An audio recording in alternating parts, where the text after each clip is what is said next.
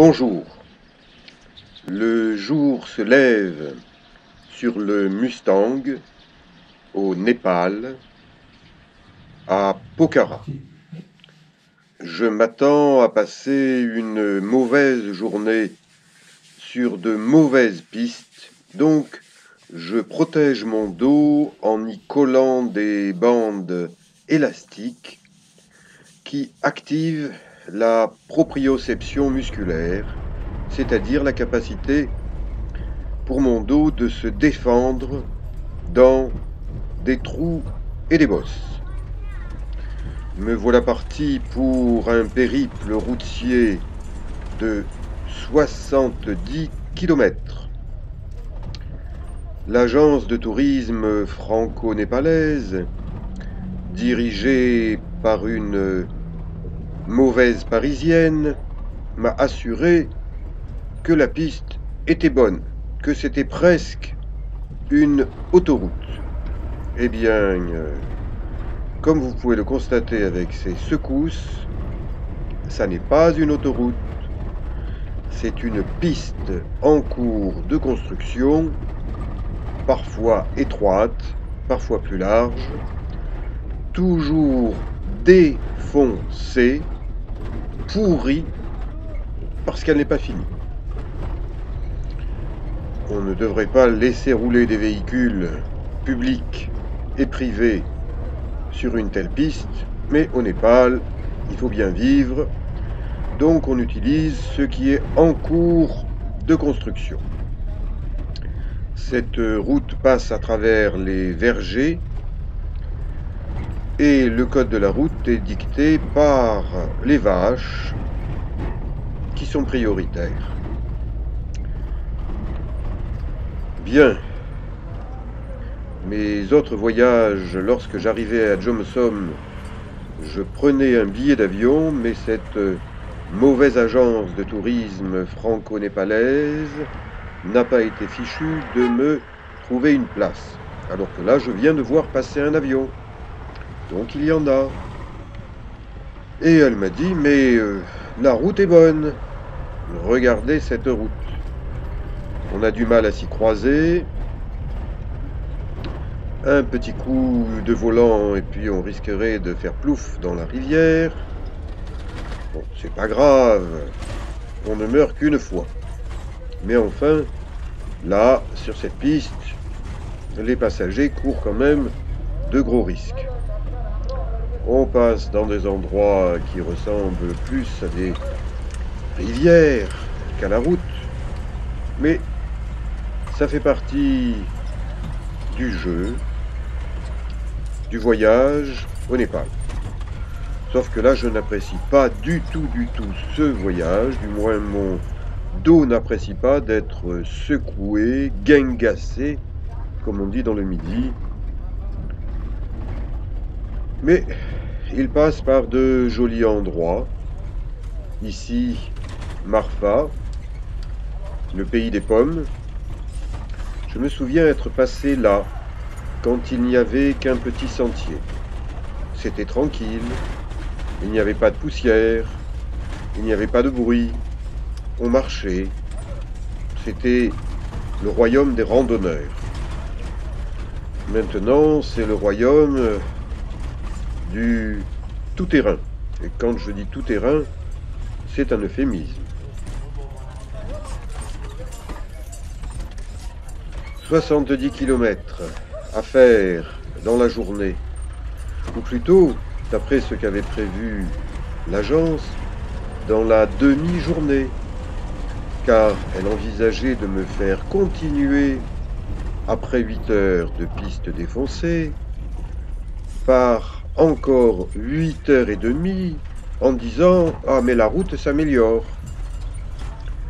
Eh bien, si vous avez un ennemi, envoyez-le faire ce petit tour au Népal et vous verrez qu'il reviendra avec des cheveux blancs, une barbe blanche, comme moi. Et nous passons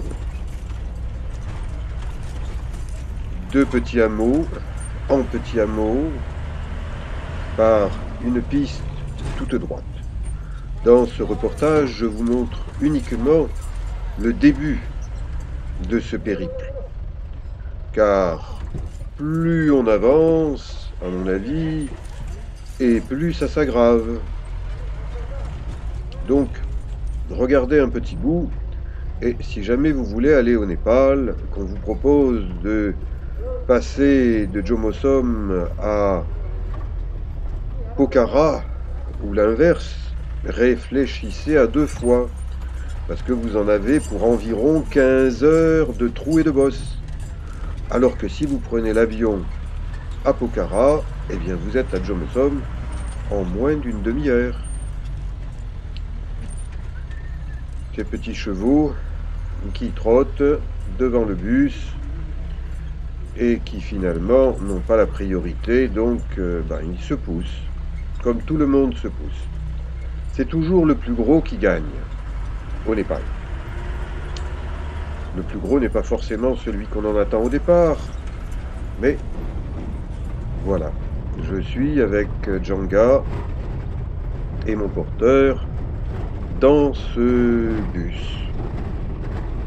Et j'aimerais bien qu'on s'arrête un peu, parce que, comme tout le monde, j'ai envie d'un petit pipi. Mais les pipi-rooms, il n'y en a pas beaucoup sur la piste.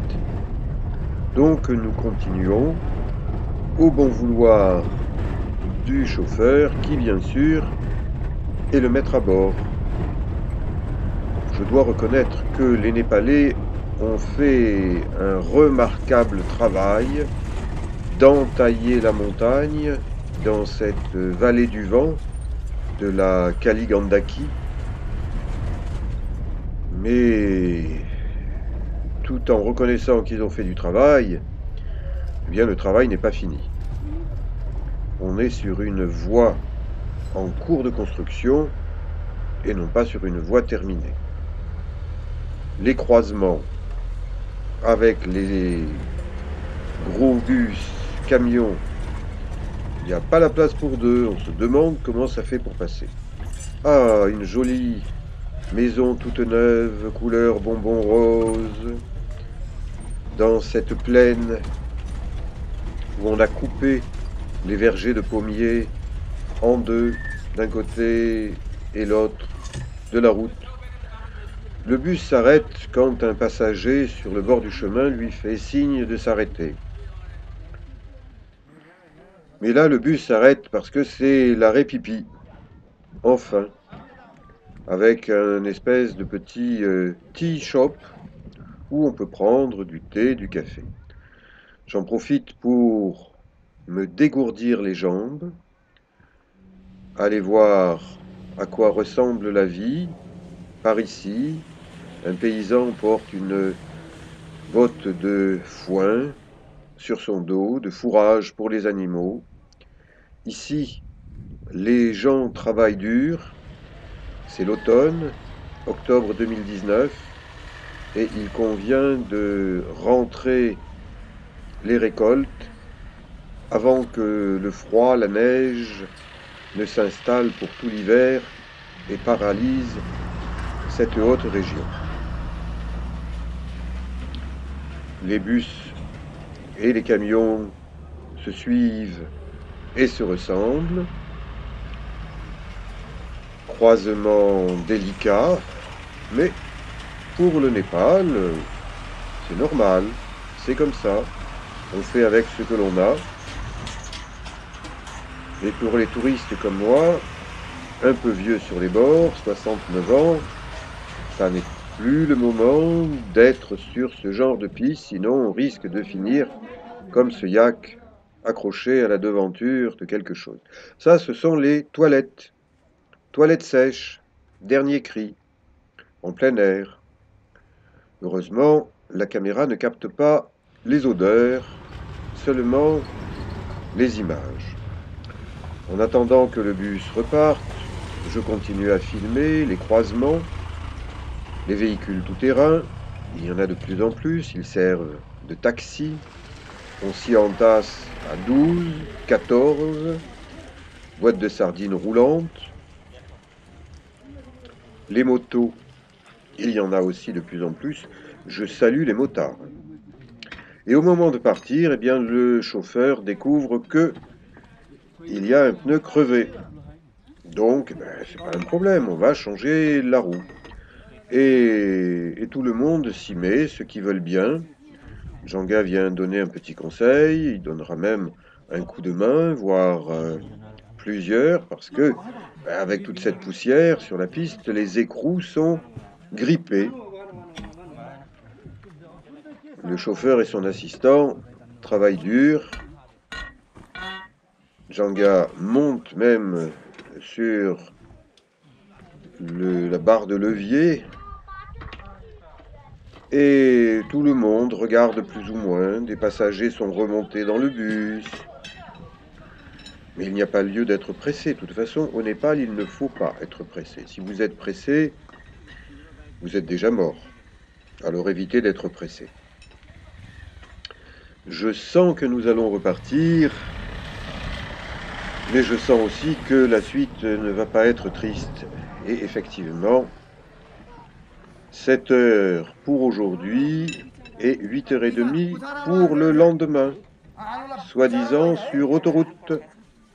Donc méfiez-vous si vous voulez aller au Népal de ce que disent les agences, surtout si quelqu'un à Paris eh bien, vous fait croire que tout est pour le mieux dans le meilleur des mondes.